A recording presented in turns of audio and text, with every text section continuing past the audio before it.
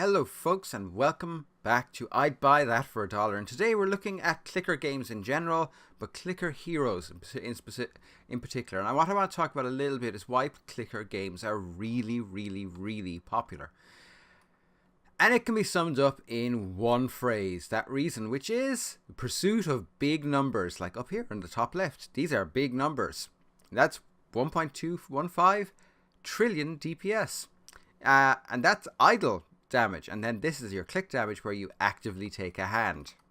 So why are clicker games so popular? And the main reason they're so popular is, as I said, the pursuit of big numbers.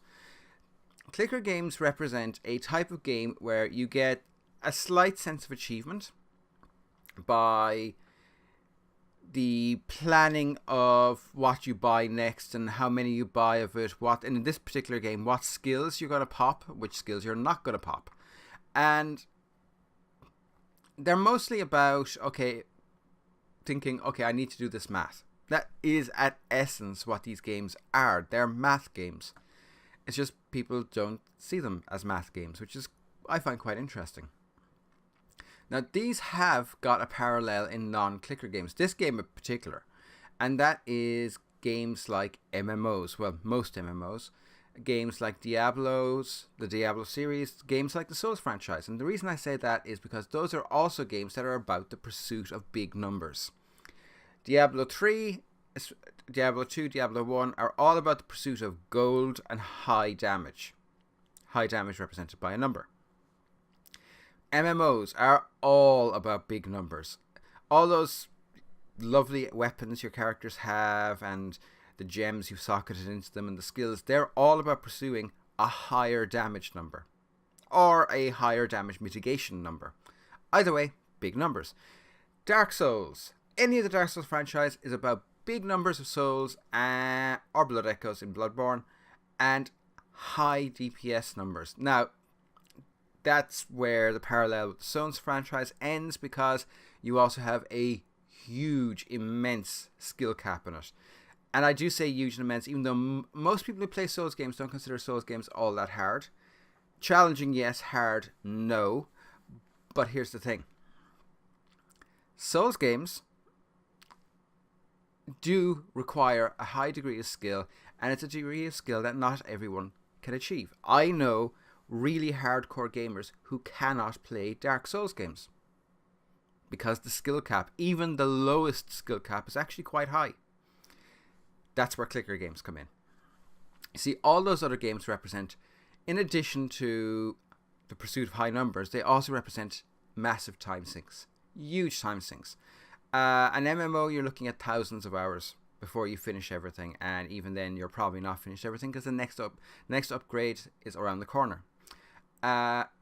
With games like Diablo 3, you're looking at multiple character classes that all play differently and maps that randomly change. And then with the Souls franchise, you're talking, especially if you want to go for like a platinum playthrough or an absolute maximum achievement playthrough, you're looking at hundreds of hours, multiple playthroughs at multiple difficulty levels, each difficulty level probably taking you more time. I know New Game Plus for me is usually faster than New Game, but New Game Plus 2, New Game Plus Plus, and New Game Plus Plus Plus,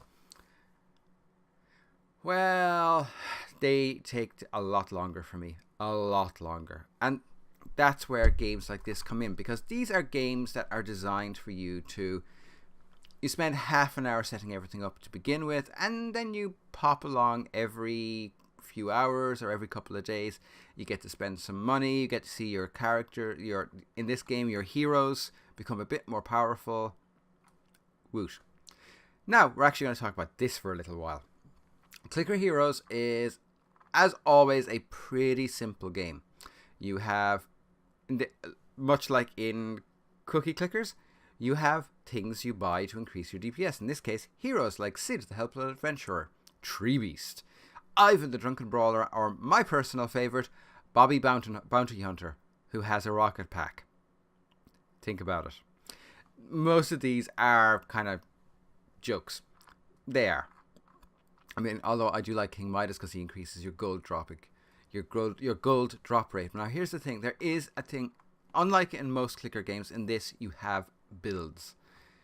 Believe it or not, you have builds, because eventually you get to, like, I have yet to ascend this, but eventually you get to buy an ancient, which is basically a god. And each one of these ancients gives you an idle bonus. So when you do nothing for 60 seconds, well, some of them do, some of them don't. These ones are active. These two. This one is active as well. And actually, these are all active. That really sucks. But there are passive ones, which means that you have to decide, do I want to spend the money on things like increases your click damage by 0.5% of your total DPS? Now, when you start out, this is not expensive. It's just not. But when you don't, but when you're way, way back and you're actually, hang on, I've got this the other way around.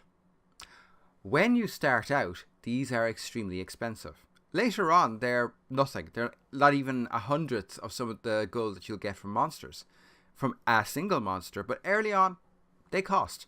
So your question goes to, do I want to spend anything on active skills, which are all of these, or do I want to just go for a passive? Now, the whole thing is, the first time you go through this, you have to go active, because you can't summon an ancient unless you have ascended, which means you get a hero soul. And a hero soul is something you get for every 2,000 hero levels. Not a specific hero, overall. As you can see, I'm at 3,701. I'm not entirely sure where the 1 is, but yeah, okay. Now, Amenhotep. In this game, you hit T and it changes how much gold you spend and how many level ups you buy in one go. So if I do this, it gets me 10, which increases my DPS to 2,000 trillion. And then I can do it again, and that increases it to almost 3,000. And then I have access to a new skill, which I will have in a second, because that treasure one is going to go... Really? Well, this is going to take a few minutes. But it means we can do the active skills. And you hit the active skills, it increases your DPS, which increases the damage output, which means you go faster. And you have a boss every 5 levels. So we hit this, and if you watch the DPS in top left, boom, 7,000. Now, this is 7,000 doubled by this, with automatic clicks, increased by 50% chance of critical clicks, and metal detector, which means you get 100% gold drop every 30 seconds with every kill. 100% more. Pretty cool. Not gonna lie, it's pretty cool. I quite like it. I really like this game for that reason. Now, this game has an extra layer, which is kind of surprising. You would think that all you want to do is, like, say, this hero, his maximum skill is this at level 100. So obviously you get him to level 100 and you're done. But that's actually not the case. If I go here to the Masked Samurai... Oh, I can't. Yeah, that sucks. That really, really sucks. I might be able to do that one.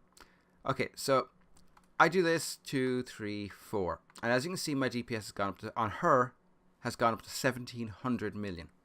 Fine. But if I hit it one more time, it's going to quadruple. Boom. 7.358. So a lot of this game comes down to, who am I willing to spend my money on to get a DPS boost? Because early on, sometimes, like this one, the Drunken Brawler, if I hit this, he's going to go up to about 4 billion. And it did nothing visibly for this DPS. I mean, it's increased my DPS slightly, but it's like maybe 100th of a second quicker to kill these, which sucks. However, with the lower ones, you get up to that point and you're talking huge damage increase. Buying available upgrades.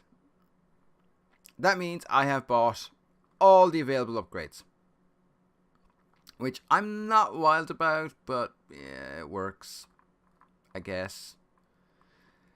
So yeah, we have that. Shop. So you have these things called rubies. They're dropped by, I'm hoping one will show up, although I'm not counting on it. These little blobs. Kill the blob, you sometimes get a ruby, you always get a lot of gold. And with the rubies you can buy things like ascensions. You can buy auto clickers that stay with you. You can buy 2 times multiplier. This is like 100, I want to say. I can't remember quite, but it was a lot. And you can buy things called Gilded Heroes.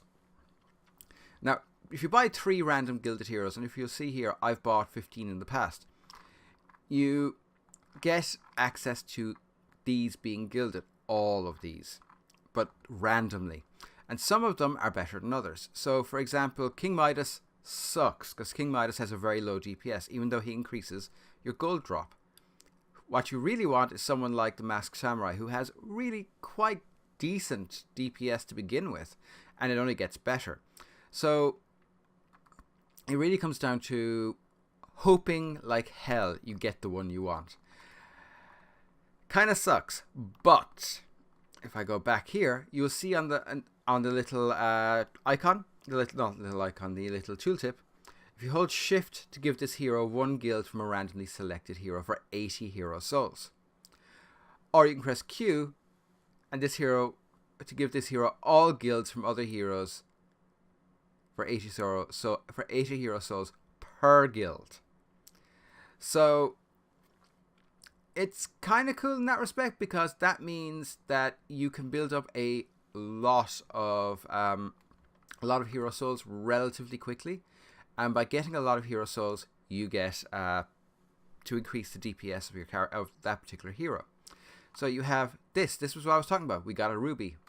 We now got 53 rubies. I could hit this, and actually, you know something? I'm going to. So we buy Quick Ascension. Yes. Okay. And I've gained 7 hero souls. Huzzah! Which means that we now have access to these guys, which are mercenaries. You send them out into the world and they get you awesome stuff. Got nothing on that one. I've got a new mercenary and I've got a crap ton of gold. Woo! So we're going to go in here and we have relics. We have so many relics. Relics are basically, they're buffs.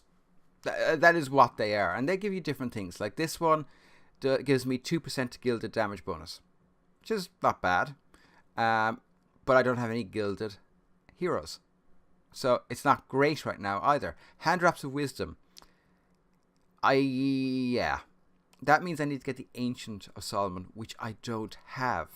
But in that particular one increases my primal hero souls. Primal hero souls are souls you gain for killing specific randomly occurring bosses that can happen every 5 levels later. This also gives you a 10 times chance of extra gold, but it's only 0.5% chance, so a 1 in 40 chance.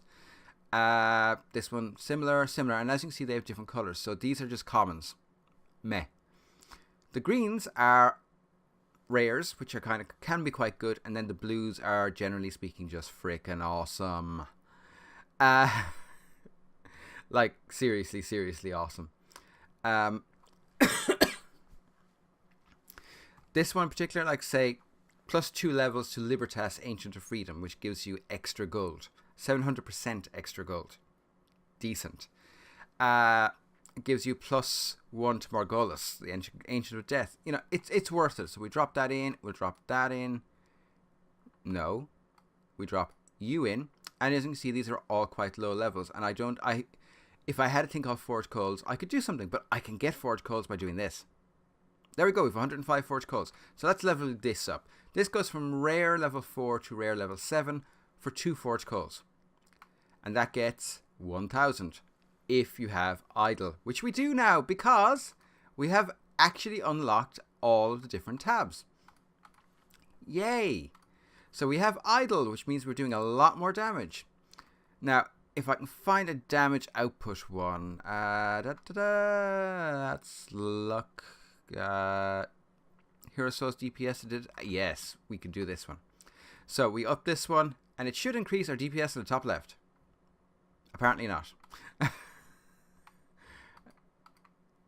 But still worth wrapping these up because they will gradually... Some of these bonuses are not visible, which is kind of irritating. But what you're going to do... So we're going to hit that, we're going to hit that. And eventually you will hit a point where you run out of forged cores. And I Yeah, I've hit that level. See, I need 52. I only have 27. So we go back here. We've got lots of gold. Yay! But what we need to do is start doing some more quests. So we hit this. We'll get some gold in 15 minutes. We hit this. We'll get... That's not worth it because we don't have enough souls to get a decent percentage yet. We hit this and it gives us 33% chance of a relic. Yeah, we'll take that. We take this and it gets us some gold in half an hour. And a lot of these are percentage chance, but I want to show you something really important in a second.